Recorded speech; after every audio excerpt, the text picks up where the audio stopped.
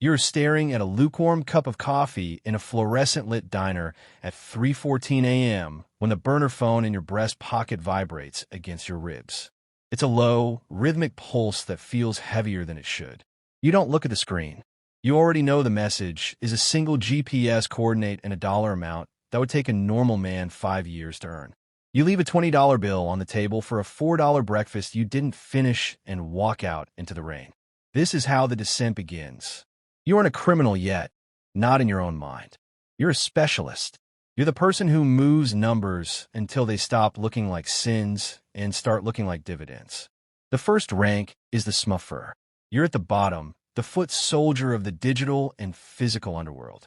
Your car is a nondescript gray sedan with local plates and a trunk full of vacuum-sealed bags of small denomination bills.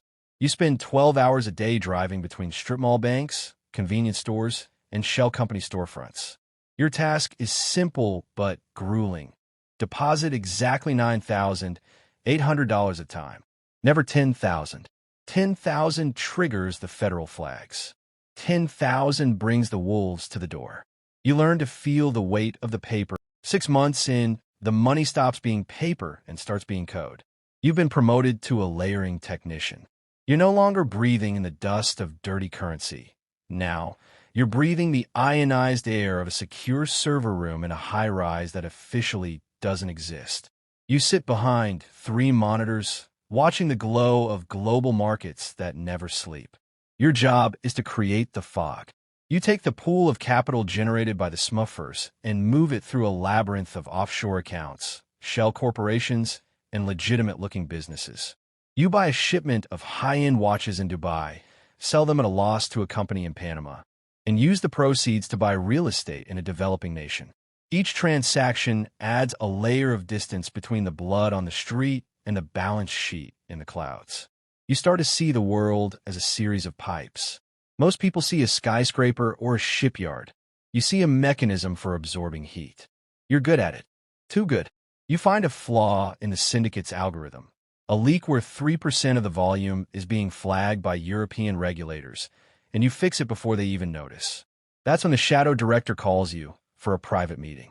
The transition to senior auditor of the syndicate is when the stakes stop being about jail time and start being about survival. You aren't just moving money anymore. You're managing the people who move it. You fly private now, but you never see the tourist spots. You see the back rooms of casinos in Macau and the mahogany-paneled offices of Swiss bankers who smell like expensive tobacco and indifference. Your role is to ensure the wash is pure. You're the one who flies in when a regional sales numbers don't add up. You sit across from men who have killed dozens, and you tell them, with a steady voice, that they are missing $400,000. You watch the sweat bead on their foreheads because they know you represent the machine, and the machine doesn't forgive a rounding error. You realize that your life is now entirely dependent on the integrity of the system you've helped build. If the system fails, you're the first one they'll throw into the gears to stop the screeching. You begin to lose your sense of self. Your legal name is a set of documents gathering dust in a safe deposit box you haven't visited in years. You have 4 passports, each with a different history, a different wife you've never met, and a different reason for existing. You find yourself standing on a balcony in Singapore, looking down at the lights of the harbor, realizing that every single ship out there is carrying something you've touched.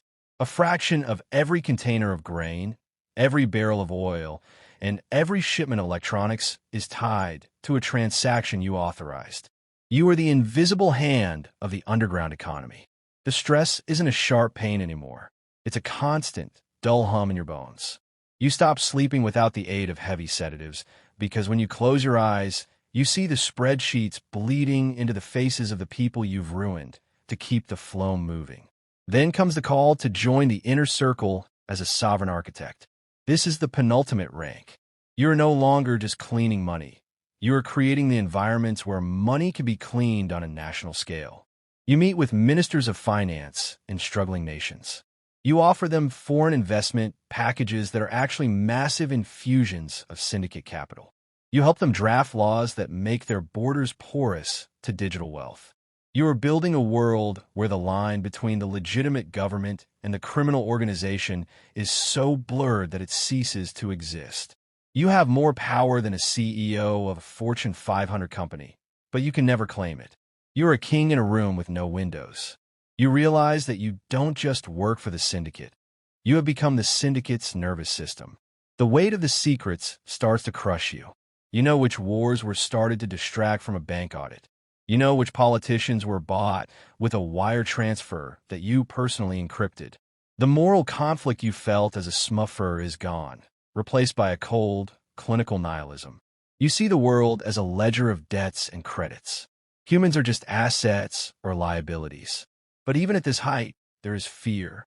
It's the fear of the black swan, the one variable you can't control. A whistleblower, a rogue agent, a sudden change in global encryption standards. You spend your nights running simulations, trying to find the one crack in the fortress you built. You haven't spoken to your family in a decade. They think you're a high-end consultant in international trade. In a way, you are. You just traded your soul for a seat at the table where the world's true history is written in invisible ink.